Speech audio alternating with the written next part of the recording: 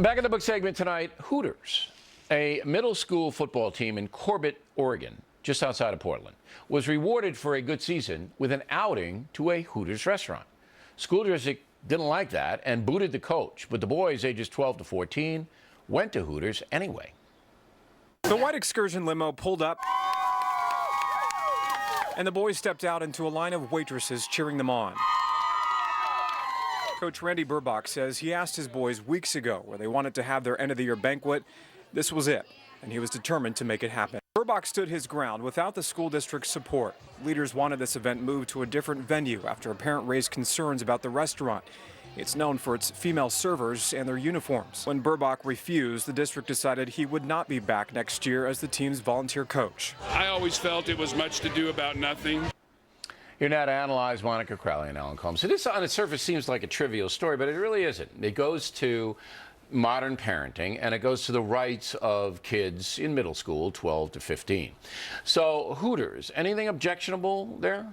Not for adults, but I will say these are boys. They're aged 12 to 14. The coach got fired, and he went ahead anyway to take these kids. Yeah, he didn't see anything wrong with it. This is incredibly poor judgment here. Okay, now why is it poor judgment, though? You go into the restaurant, and they're the waitresses. This is their outfit there.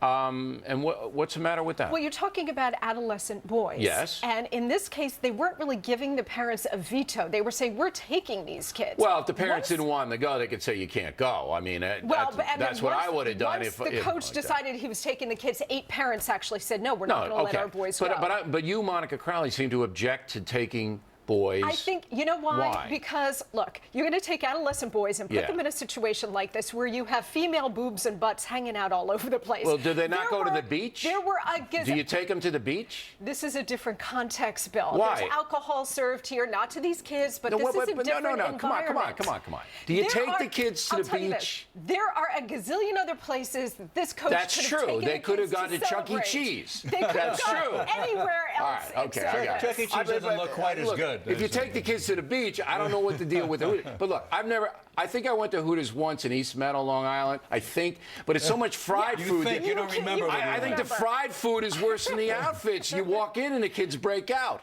I mean, it's tasty, but it's all fried stuff. Bill, you don't remember whether you went. I think you have I no went. idea. It was a long time ago. Okay. And you say what? The coach should have been fired for this because he disobeyed a superior who said, don't bring the kids. All right, so you're throwing a coach under the bus. Yeah. Okay. Yeah, it was a bad thing to do. Well, what about the kids? Should they go to Hooters? It's up to the parents to decide whether or not the kids go or not. This is a big cop-out. No, if you have a 12-year-old boy... No, I would not yet let a 12-year-old boy go to Hooters. You would not take a 12-year-old to Hooters? No, I would not. Why?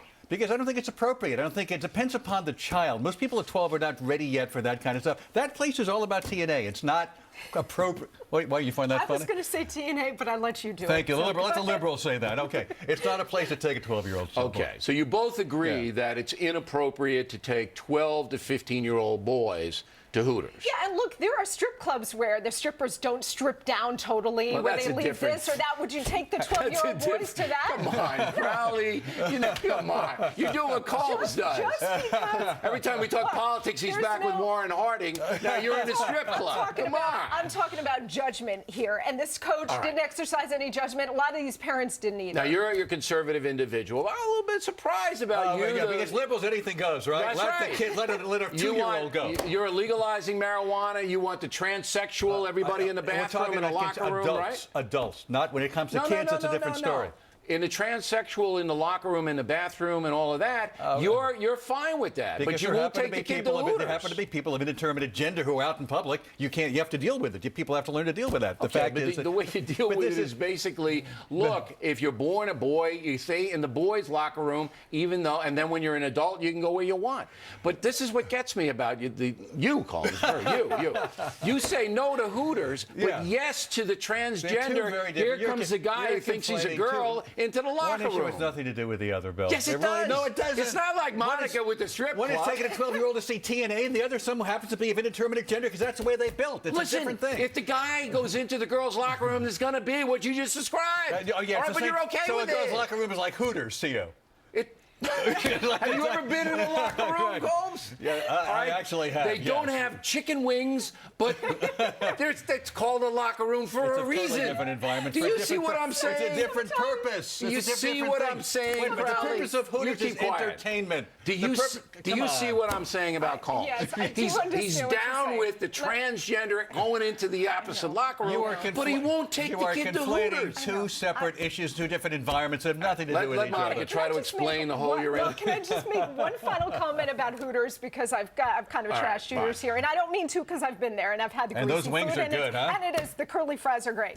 Hooters actually capitalized on this situation. Of course they They did. gave $1,000 to the middle school sports program. Right. They donated 20% of that day's revenue to the sports program. Right. They capitalized. You can't blame them for taking advantage of these. I'm not of the blaming situation. anybody. I just love the Combs thing, though. I love the transgendered locker room is fine, but you don't take the kids to You're Hooters. taking two totally different situations. All that are- right. that We'll you let the conflate. audience decide as always. Thanks very much. You got it. And we'll have the fact